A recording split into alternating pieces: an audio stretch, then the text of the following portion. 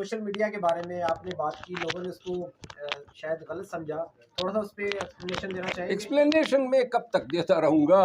जब ये मैं कहता हूँ दो लोगों की मैंने बात की है, वो लोग जो खान के नाम पे लोगों से चंदे बटोरते हैं, जो फौजी भगोड़े हैं, डिसमिस हैं, कोर्ट मार्शल हुए हैं, उन दो की बात कर रहा हूँ। राजा आदिल राजा और हैदर मेहदी की, इन दो की मैंने बात की। अगर कोई इन पे स्टैंड लेता है तो चैलेंज है कि ले ले, जितना ले सकते हैं। और इन लोगों ने वतीरा बना लिया है पाकिस्तान तहरीक इंसाफ की ख़वातीन की आदत को, तवाइफ कहते हैं, हमारी तमाम लीडरशिप को ये ट्रेटर कहते हैं। कौन हो भाई तुम लोग? हमारे साथ लाखों की तादाद में एहतजाज करेंगे और इनका यही जोर था। बी चौक में आपने देखा, अगर उस वक़्त क़यादत आ जाती तो लिहाजा डी चौक 2-3 दिन का धरना जो था वो इनकी हालत पिघल देता। अब जो अली अमीन खान ने बात की है और जो अब पीटीआई की क़यादत का मुतफ़िका फ़ैसला है, और मैं इससे मुकम्मल इत्तेफाक करता हूँ, हतमी एहतजाज होगा। जब आना होगा तो ये सोच के हम जाएंगे और निकलेंगे कि हमारे साथ कुछ भी हो सकता है। अच्छा मरवत साहब, ये तो लिहाजा ये तमाम किश्तियाँ जला कर जाएंगे और इंशाल्लाह खान को छुड़वाएंगे। कैसे वर्कर को इंश्योर करवाएंगे कि क़यादत डी चौक से भागेगी नहीं, हजारा वाला रास्ता नहीं अपनाएगी, फिर पेशावर नहीं पहुंचेगी? वर्कर तो बहुत मायूस हुआ है।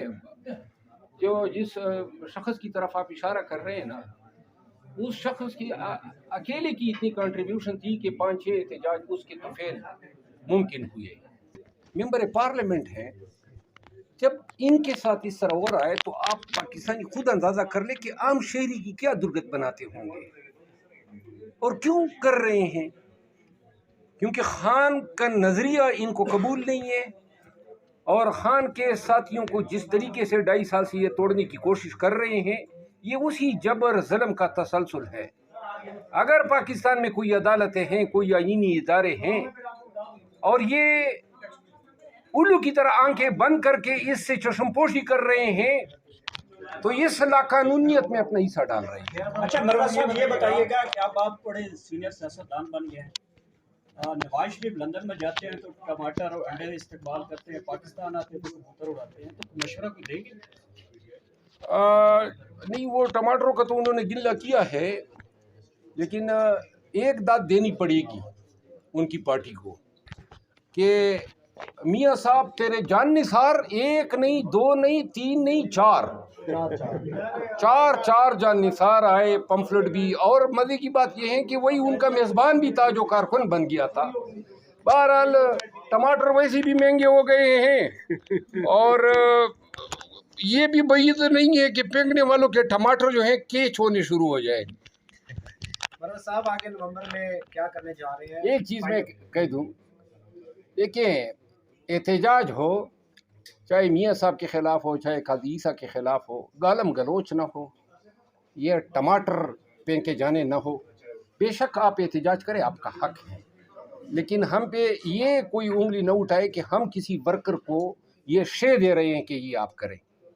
मरवत साहब, सवाल चेंज हो गया। सोशल मीडिया के बारे में आपने बात की, लोगों ने उसको शायद गलत समझा, थोड़ा सा उस पर एक्सप्लेनेशन देना चाहिए। एक्सप्लेनेशन मैं कब तक देता रहूँगा? जब ये मैं कहता हूँ दो लोगों की मैंने बात की है, वो लोग जो खान के नाम पे लोगों से चंदे बटोरते हैं, जो फौजी भगोड़े हैं, डिसमिस हैं, कोर्ट मार्शल हुए हैं, उन दो की बात कर रहा हूँ। राजा आदिल राजा और हैदर मेहदी की, इन दो की मैंने बात की। अगर कोई इन पे स्टैंड लेता है तो चैलेंज है कि ले ले, जितना ले सकते हैं।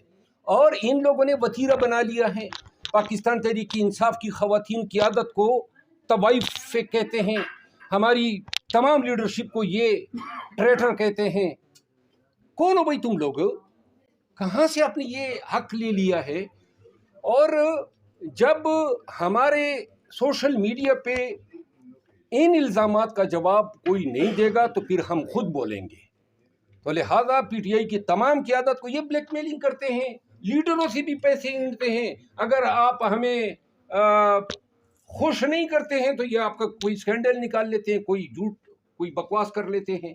तो लिहाजा ऐसे ब्लैकमेलर, और हम तो वकील हैं, सारी ज़िंदगी ऐसी गंदियों को निपटते आए हैं। तो लिहाजा अब मैं सबको कहता हूँ कि ये रोज़ाना जो हैं इनकी ये गिनावने चेहरे जो हैं ये कौम को, मुल्क को और बैनुल अक़वामी दुनिया में बताएं, ये हम में से नहीं है।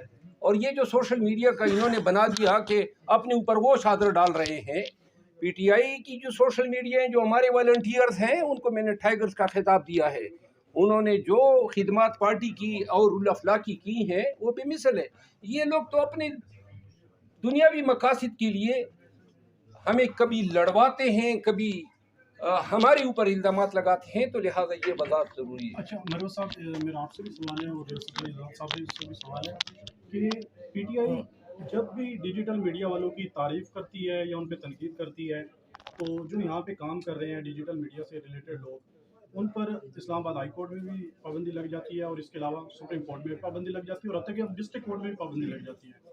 और इसके साथ अगर कहीं भी कोई वाक़या हो तो वो सारा मलबा डिजिटल मीडिया वालों पे डाल दिया जाता है, जो यहाँ पे मीडिया प्रॉपर तरीके से काम कर रहे हो, उनके बारे में क्या कहेंगे? और आज़ाद साहब तो मेरे बात जवाब दें, अगर हाई कोर्ट में पाबंदी लगती है तो मेरे बाइक की कमज़ोरी होगी, क्योंकि ये सदर बार जो हैं वो हमारे हकूक़ का, मीडिया के हकूक़ का, बुनियादी शहरी के हकूक़ का ज़िम्मेदार होगा। डिस्ट्रिक्ट बार की डिस्ट्रिक्ट बार की जिम्मेदारी है, सुप्रीम कोर्ट बार की सुप्रीम कोर्ट बार की जिम्मेदारी है। क्यों कर सदर के होते हुए और कैबिनेट के, इलेक्टेड कैबिनेट के होते हुए किसी अदालत के मुंतज़मीन जो हैं वो मीडिया का इस तरह जो है गला घोंट सके? मैं इस पे आंसर करूंगा। इस्लामाबाद हाई कोर्ट में कोई ऐसी पाबंदी नहीं है। अगर नहीं, मेरी बात तो सुने, मेरी बात सुने। देखिए, आपके पास कार्ड अगर है साफ़ियों का तो आपको इजाज़त है। उसकी रीज़न ये है कि यहाँ पे बहुत सारे मामलात हैं जो आपके इल्म में भी हैं। कार्ड आपके पास हो और अगर आपको कोई ना जाने दे तो मैं ज़िम्मेदार हूँ, मैं आपको लेके जाऊँगा। और मैं आपको यकीन दहानी करवाता हूँ कि साफ़ियों की आज़ादी, उस पर कोई कंप्रोमाइज़ नहीं है। हम बतौर बार आपके साथ खड़े थे, खड़े हैं, खड़े रहेंगे। आपके तमाम केसेस में बतौर सदर में पेश होता हूँ और आइंदा भी होऊंगा, और कोई भी ऐसी गैर कानूनी पाबंदी होगी तो हम आपके साथ खड़े होंगे। नवंबर का महीना बड़ा इम्पोर्टेंट है। खान साहब की रिहाई को लेकर भी कहा जा रहा है कि नवंबर के महीने में खान साहब की रिहाई भी हो सकती है। कौन सी ऐसी स्ट्रेटजी है, कौन सा ऐसा बड़ा प्लान पीटीआई ने तैयार किया जिससे आप ये कहते हैं कि अदालतें अगर रिलीफ नहीं देंगी तो हम खान साहब को बाहर निकालें? अदालतों की रिलीफ से तो हमें कोई तवक्कुई नहीं है। जिस अंदाज से अपनी मर्जी से ये देते हैं अपने वक्त पे, इतना खींच कांच के कि खान के 1.25 साल से ज़्यादा मियाद हो गई है, किसी 302 में नहीं है, जेली मुकदमात में हैं और सब में बरी हो गए हैं। लेकिन अभी भी जमानत शायद तब होगी जब नीचे से कोई सज़ा का फैसला आ जाएगा, और यही होता आया है। तो लिहाजा खान की रिहाई जो है वो अवामी एजुकेशन की।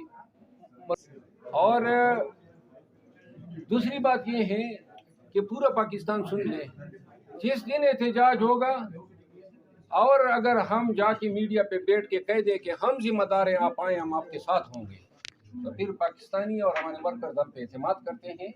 हम अली अमीन खान के साथ शाना बशाना डी चौक पे मौजूद होंगे जब फैसला होगा और जब हम कॉल देंगे।